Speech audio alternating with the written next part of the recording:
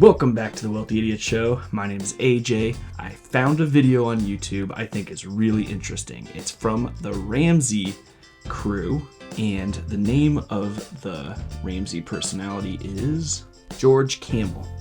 He picks up a TikTok video and proceeds to critique it, and he's quite frankly really condescending, kind of rude, and a lot of it wrong. And so I want to take a look at this video and then we'll pick it apart. Let's get started.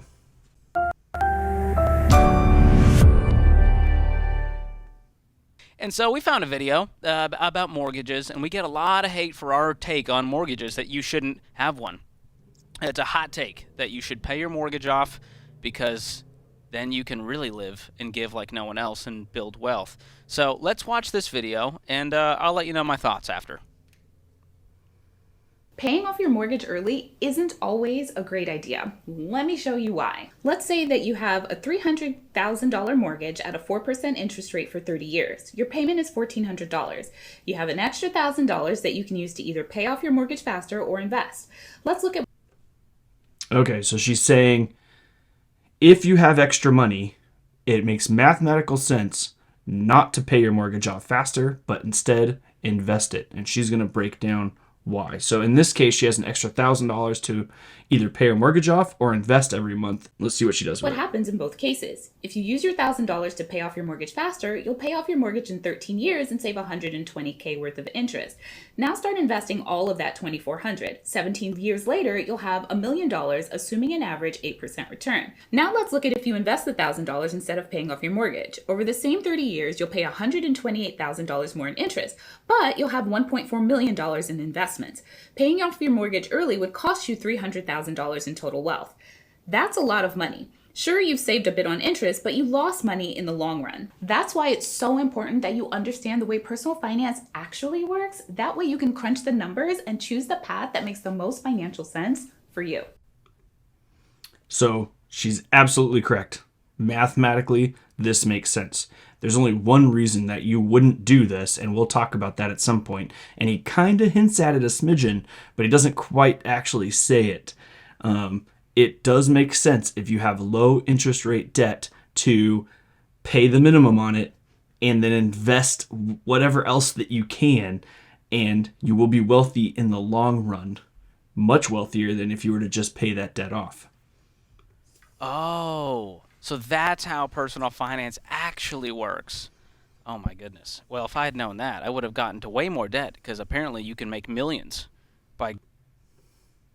That's really rude. ...going into debt and staying in debt. Okay. A lot of numbers were thrown out there. You can ignore the numbers for now. It's too much to keep in your brain. Just ignore the numbers. Don't worry about the numbers.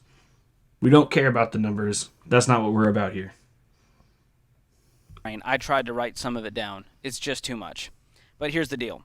As a guy who paid off his house, and some people have said, well, that was a dumb thing to do. You should have invested the money. Listen, it's hard enough for me to sleep at night with everything going on in the world, but I sleep a whole lot better knowing my home is paid for, and I don't owe anyone anything. And here's the thing. People come at us and go, well, you still have taxes and insurance, so you'll always have payments.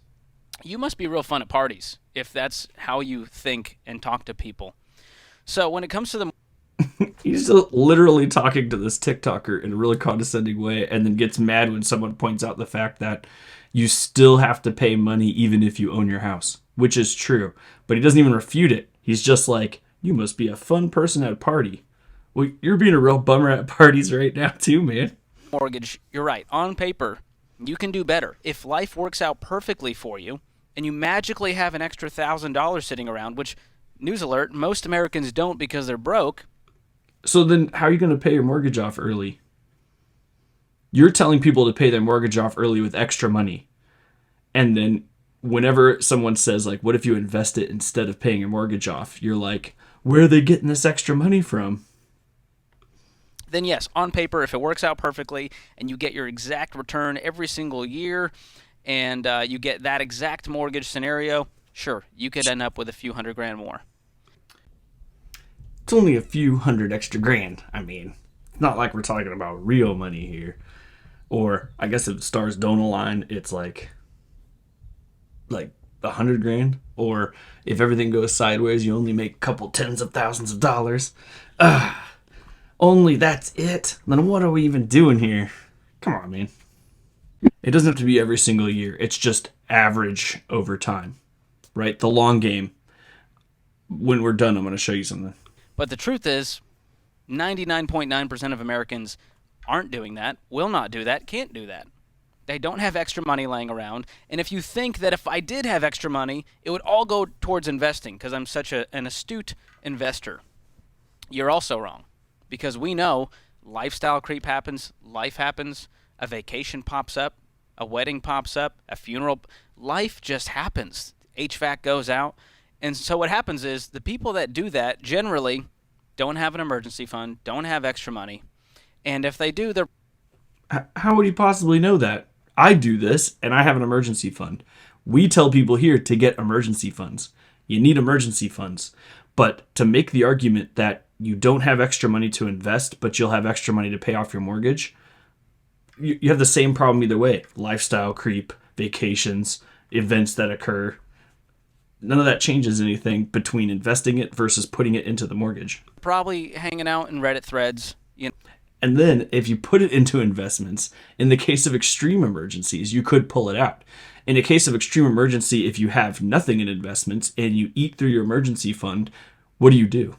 People are going to go take a HELOC, a debt against their house. That's what they'll do. And then they'll be like, Dave Ramsey's so mad at me. This is crazy. Talking about how much Dave doesn't know about personal finance, which is totally fine. You are entitled to your opinion. It is a free country, and you're entitled to have to be wrong. That's part of freedom.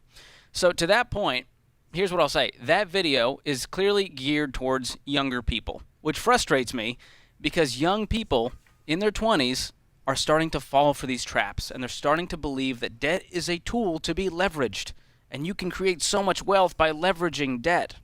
So to that I say, what if we didn't have payments and we invested the money? What would that turn into?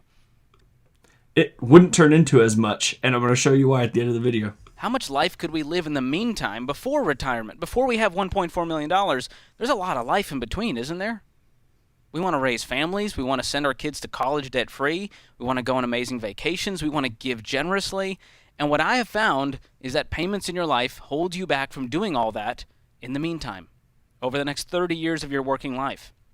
And so that is why I advocate for paying off your mortgage early. And we've debunked many times the idea of you guys should hang on to your mortgage for the tax deduction. No, we debunk this all the time at our live events in Financial Peace University. You're trading $1 for a quarter. Unless you're investing, in which case you're saving money and you're making money on top. I don't understand this guy. You're keeping your mortgage around for the tax deduction because you want to pay your lender $10,000 instead of sending the IRS $2,500. That's just bad math. So, all that to say, please stop making videos that are hurting young people. I want them to win financially. I want them to live a debt-free life, not only because of the financial side, but the psychological side, the spiritual side. We're seeing so much anxiety and depression with these younger generations, and a huge part of that. Okay, we're going to stop there. So that's where he finally actually makes an argument that might actually make sense about this. So to keep saying that it doesn't financially make sense is crazy. She broke the numbers down, and then he goes, forget about the numbers, and then proceeds to be really condescending to whoever this lady is. She's absolutely right. You can make more net worth in the long run if you don't pay your mortgage off and you invest that money instead. Let me show you this. All right, so to highlight what you're looking at here, I put in 10% annual growth. Generally, you can expect somewhere a good return is about 10 to 12%, or a great return is about 10 to 12%. A good return is like 8 to 10%. So this is kind of in the middle of good and great. And the thing you're going to notice here about this graph is that it curves upwards. Do you see that, how it curves upwards? What that means is that the money towards the end of your compound interest is the most impactful to your net worth, which means the more money you can invest as early and as soon as possible, the more that's going to make for you over the course of your lifetime until finally you get to retirement. If you invest it later, you make significantly less per dollar invested. So you want to invest as much as you can today. And then tomorrow, you want to invest as much as you can tomorrow. And you want to keep doing that because as time goes on, that money is just going to compound into huge growth. If you pay your mortgage off like George Camel wants you to, and then says, look, you'll have money later to invest, you're going to be right here where the line is the straightest. You're going to be right in the middle where the line is the straightest. You're not getting that much money for your investments. So this lady is absolutely right. The mathematics work for wealth growth if you don't pay off low interest rate loans and instead you invest that money. The one thing that he pointed out that might be correct here is that, except for that in his case, he's saying he's a lot of anxiety over having debt. He doesn't feel like he wants to manage it. He worries that what happens if he loses his job. I can understand that. Probably his best argument that he made. If you can't hack it, that's fine. Go pay your mortgage off so you feel better and you can relax. Some of us don't have that anxiety, and we're going to be wealthier in the long run than he will ever be. The way to know whether or not this is something that you can do, and this is real simple, is are you capable of staying out of consumer debt? Any debt for making purchases, for anything, whether it's things that you quote unquote need or things that you just want. If you're paying your credit card off at the end of every month, then you don't have a problem with debt. You can maintain debt while building wealth, and you will be significantly rewarded for it over the long term. We're going to keep covering this stuff. It's not rocket science. It's just simple math. If you can get a better return for your money, put your money where you're going to get the highest return. In some cases, that's in debt. In most cases, that's in investing. So stick with us. We're going to keep covering this stuff. We'll keep catching, Ramsey and his personalities when they knee-jerk and jump to a specific position without really proving anything, throwing the numbers out the window. So please like and subscribe. We'll see you guys next time.